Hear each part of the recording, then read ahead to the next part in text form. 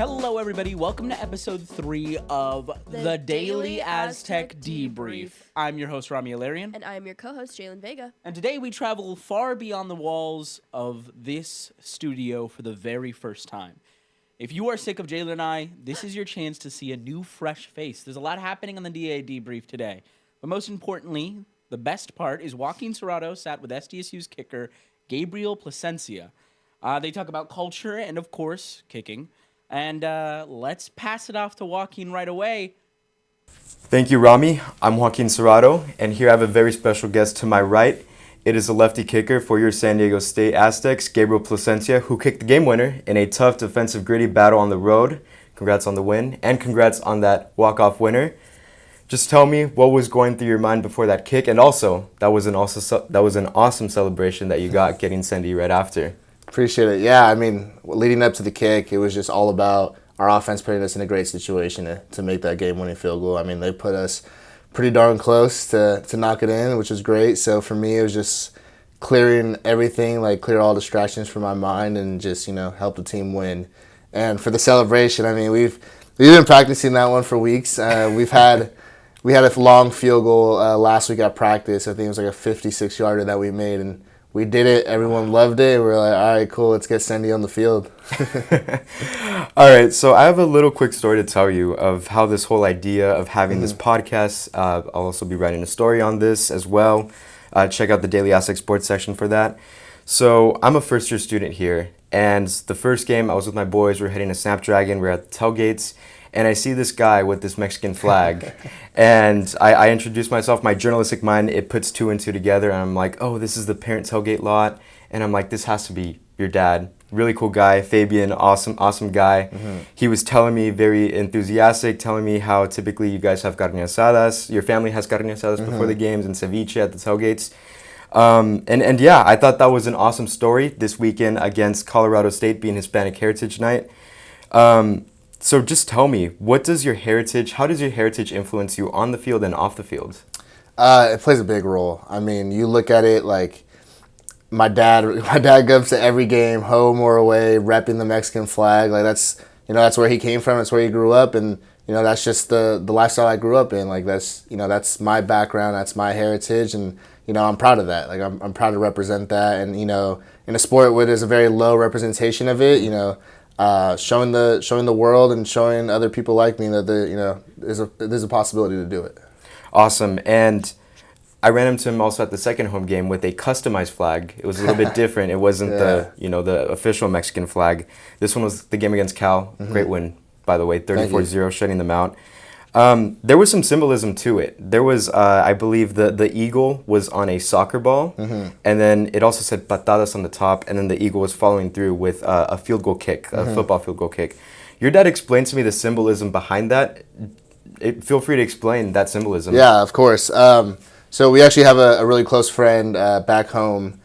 He does graphic designing. They own a designing company, and my dad had this idea. I mean, he showed up with a Mexican flag to every game, so he put a little bit of creativity behind it. They worked together, and that soccer ball kind of is the foundation of who I am. I mean, I grew up playing soccer since I could walk, and I played all the way until my senior year of high school. And my dad played professionally in Mexico. Two of my brothers played in college. One actually played here at USD. And, it's just the foundation that got me started into my football journey. So, it's just a lot of stuff thinking about, like, getting back to your roots and, like, working on the foundation that brought you to where you are now.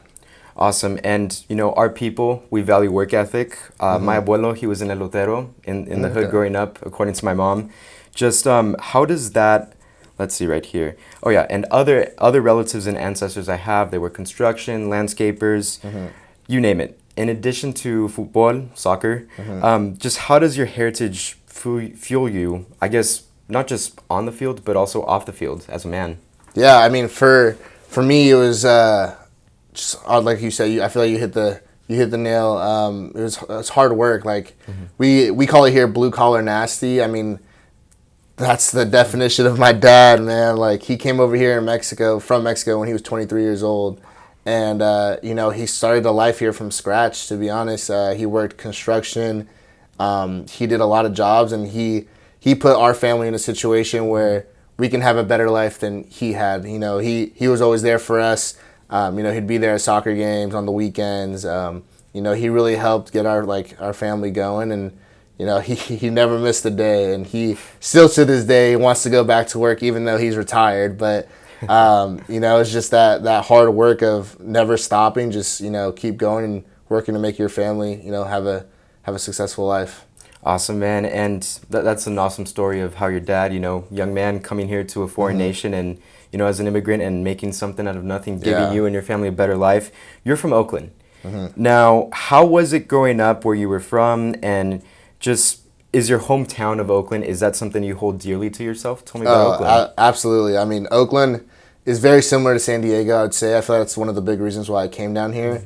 But there's just so much diversity out there, like from food to buildings to, like, it's just amazing. I love it. I make a joke with my girlfriend. I tell her, I'm like, hey, Oakland's the Disneyland of Northern California. Like, she doesn't believe it, but that's what I think. But yeah, I mean, I grew up kind of living two different lifestyles. I mean, when I went to high school, it was a little bit more of a college preparatory school. So it took a lot more, like, focus into my academics and all that in high school.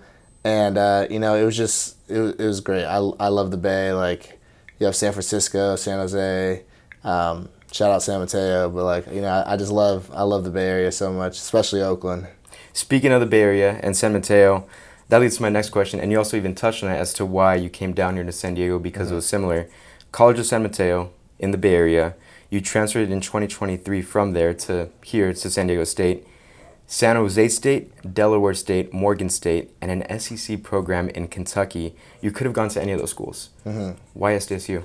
Yeah, there's actually a couple more schools on that list that that were interested and, you know, pulled an offer. But for me, it was just the city. I feel like I grew up coming down here, actually playing in Surf Cup in Del Mar for those soccer tournaments. My brother went to college here at USD, and, you know, I just always had a dream of coming down to San Diego just to, like, live, you know, even without school and all that.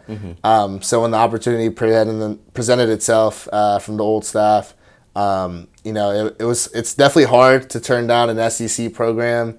But at the same time, like, you know, I thought about life outside of football. Like, where would I succeed, not just as a football player, but as a young man? And, you know, I think San Diego State was a perfect spot for me. And I have a great group around me down here, and you know, the guys down here have been amazing. So, you know, I feel like, in my personal decision, I think it's the best choice I've ever made.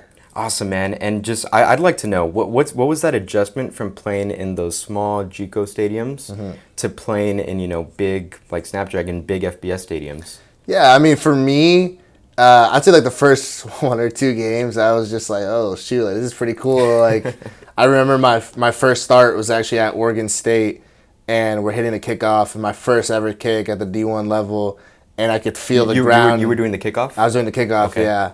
And I felt the ground shaking beneath me. Like, I felt like the buzz of, like, all the sound and all that, and I was just like, man, this is not the same. But I feel like now I feel like that whole year kind of gave me preparation into now, like, as a starter. You know, I feel like I'm used to it. I kind of cancel out the noise. It all kind of sounds like buzz and all that.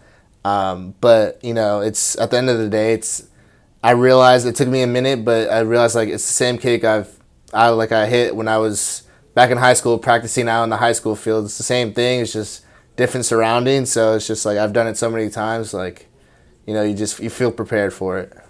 And I mean, I spoke with your special team coordinator last week, Coach Barton. He had some funny jokes to say, by the way. He said what stood out to you was your mental toughness, that nothing was given to you. And I just want to bring up JUCO again here. Just how proud are you of yourself? Because his words was that nothing was given to you. So just how proud of yourself are you looking back from the journey of JUCO to now? Yeah, I mean, kind of going back to that question earlier, like, it was just hard work. I mean, I had an opportunity to go down a road that was really easy and, like, everything would be handed to me, or I'd have to go down a road where I had to work for everything. And I feel like, you know, that road has taught me so much as not just a football player, but as a young man. And, you know, it's hard. You know, there's certain days where you're just like, why am I doing this and all that? But, like, those are the days where you have to push the hardest, you know. And, you know, I was blessed with an opportunity here and blessed with an opportunity to be a starter here. And, you know, like, I don't take any of that for granted. So it's hard work. That's all it is. All right, now these are some more fun questions. Just, you know, your hobbies, San Diego life. That was something that stood out to you. Mm-hmm. Just what's your favorite part of game days at Snapdragon, and just what do you like specifically about the campus and the city of San Diego? Yeah, the city of San Diego, the Mexican food, it's different. It's different than the Bay. Okay. They're both really good in their own right, but just the tortillas here in San Diego just hit different. Like, really? I don't know what it is. It could just be there's a lot more handmade tortillas. Interesting. Which is not very common in the Bay, but like that makes the whole experience, you know, for me at least. Campus, I mean, I graduated with my communication degree, and so that is it Hebner Hall? That's the one in the middle of the campus. Yeah, that place is just beautiful. Like, I love walking by there and just like looking at it. I'm like, dang, like the architecture and everything. Yeah, 100%. Like, I'm 80 degrees in San Diego, just living life, like going to school, playing football. Like, what else could you ask for? And I mean, just on the note about Mexican food, that leads to my next question. What's your favorite home cooked meal, either that your mom or dad makes? And I know you're eating good food at home, being raised in a Mexican household. Also, this is another part of the question. What's the best taco meat, in your opinion? Okay, so my favorite home-cooked meal, I have two, actually, because one my mom makes and one my dad makes. Okay. If I just said one, they would get into a little argument about it. But for my mom, it definitely has to be her enchiladas. Her enchiladas verdes are, oh, my God. Some sour cream and some onions, like some Mexican rice, some beans. So like, good. Can never go wrong with it. Right. And then for my dad, it's actually two things. It's his chilaquiles and his huevos rancheros. Okay. So for me, like, whenever I come back home during break, I mean, I'm maybe home like a year. Right. But he's always making, like, he knows, like, when I come home, like, he's already, like, I don't even have to ask him. He just makes huevos rancheros, like, chilaquiles the first day I'm there. And, like after that, I feel good for the rest of the day, you know? And then taco meat. Yeah. I'm a very exotic guy. Okay. So, like, for me, it's got to be tripa. Like, okay. Tacos de tripa, like. And explain to the audience what is tripa exactly. So it's like the fried intestine of the pig, right? Pig, right. I believe so. And it's like a little. Like, you could ask for it more crunchy or not, more fried. I like it a little bit more fried. Okay. But like, it's a great flavor. If you guys want to try it, feel free. If you're down for the exotic experience, you know. For me, I'm an al pastor guy. I just love the piña, the pineapple on it. I'll hit up. I'm a first year here, but my favorite spot is Tacos El Gordo. That's my favorite spot. Right by Petco Park. Yeah. That's my favorite Mexican spot around here in San Diego. All right. In addition to food, because we've talked about food, just how do you practice or enhance your roots? I mean, we mentioned work ethic and food. Forgot to mention that work ethic, but is it music? Is it your language? What do you do to just practice your Mexican culture? For me, it's music. I'd say it's a mixture of music and I feel like a lot of it's food too. Just because like my, I'm lucky enough. My girlfriend's down here. Her family, they're all like they're all like chefs as well. Okay. So and they're all like singing in bandas. So whenever I go over to their place or even if I'm just here, like. We're just listening to music, eating food. Like it's a great time, and I know there's a Junior H concert coming in October. Okay. Sadly, we're gonna be at a game, but like just kind of stuff like that. It's just I love my culture, man. It's just there's so much like great food, great experiences, music, like all that, like. I'm blessed to be living this life right now. And just what's on your Spotify or Apple Music, and it doesn't have to be Hispanic. Just feel free to share your favorite artist, and also who is blasting in whatever earphones you got before the game day to get pumped up? Okay. It's a mix. I feel like I'm a very diverse guy when it comes to music. Me So too. like I have my Hispanic playlist. I have I call it Oakland mood, just like my rap, all my Bay Area rappers and all that. And then I also have a country playlist. That's for more like mellow times, like chill, relax. Okay. For Hispanic, I say Junior H or Peso Pluma, solid. Corrido style. Yeah. And then for rap, I have to say like some Mike Sherm. I know that sounds like a really basic, but like he's a Bay Area staple. I didn't know about Mike Sherm until I got here because Really? there are so many people that know Mike Sherm. Because is he a Bay Area guy? He's a Bay Area guy. Okay, I thought so. There's a lot of people on my dorm floor who are Bay Area people. Shout out Maya Floor 3. But yeah, like I found out about Mike Sherm. I'm a SoCal kid from Orange County, not too far. But yeah, I'm not too surprised that you're in Mike Sherm being from the Bay. Oh yeah, he's a Bay Area staple. Like if you grew up in the Bay Area, you definitely heard of Mike Sherm. And then yeah, country is definitely got to be a mixture of either Luke Combs or I'd say Zach Bryan. Okay. Yeah. And I'm not a big country guy, but I do like that. I like the sound of that one song by Zach Bryan, American Nights. Yeah. That one just sounds like, again, country isn't my cup of tea, but that one has a nice, American sound to it. Yeah. What is your favorite Zach Bryan song you'd say? Off the top of my head, I couldn't name it to you. If you can pick one. I don't know if I can name a Zach Bryan song. A Luke Combs song, I could definitely like Where the Wild Things Are. Okay. Just because that like has a lot of references to like Joshua Tree and we go to Joshua Tree like every year, so I that song. But like Zach Bryan, I always mix up his songs, so like I don't want to say anything that's not right there. It's all good. You don't want to get any Zach Bryan fans mad out there. Yeah, exactly. And just going back to city life here in San Diego, Snapdragon, it's home to 2 soccer teams. You have SDFC, the men's team, and then also SD Wave, the women's team. And then also this city, they love their Padres. Postseason, I believe, starts this week. So do you keep track of San Diego sports by any chance, or maybe perhaps more Bay Area sports? Who are your teams? Who do you go for? I do pay attention to San Diego FC. A little bit of Padres. Sadly, my Oakland A's are no longer Oakland A's, so that's a little tough. But even the Warriors left too. And the Warriors Raiders. left. Yeah. The Raiders. I was never a Raiders fan, so like in my family, I was always seen as a traitor because I'm a 49er fan. Oh man. So I'm a Rams fan, being from the SoCal area. Thursday night. yeah, there you go. Yeah, NFC West. Yep. But I mean, I pay attention to San Diego FC. Chucky Lozano also wears the number 11. It's a great. They're doing really well. I mean, they're on top of the MLS. Growing up playing soccer, I mean, I know the game, so it's like it works together for me, and it's just seeing the Padres games, like going to Padres games, is also just a great experience. I mean, it's always fun to go out there and watch a game. I saw Padres and Dodgers. I was there as a neutral fan. I'm a loyal Angels fan. I stick it through all the adversity we go through, man. Yeah. But I was there for Padres and Dodgers recently a few weeks ago, and that atmosphere at Petco, it is something else, man. Yeah. But that's actually my next question. You mentioning your number. So you were 46 last season, and now you're 11. Even though Coach Barton said when I spoke with him, he said 11 didn't look good on you. He's a really funny guy, special teams coordinator, Zach Barton. But what went through? Was it because of Chucky Lozano? Just what was the reasoning to that?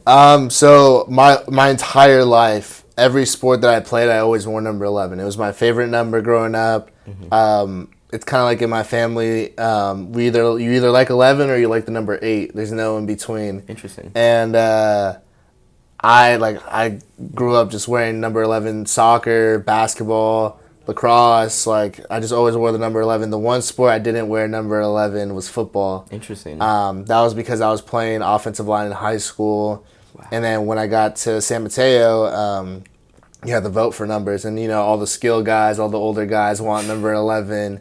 And so this year, I was lucky enough to have one of the first choices on the team for a new number.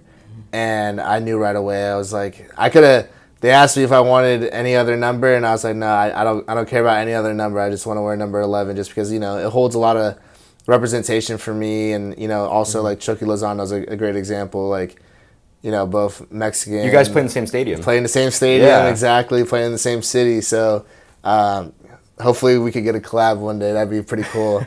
But yeah, I mean, it's something that's rooted in my history and something that it's a part of me. So I wanted a part of me to show while I was out on the field.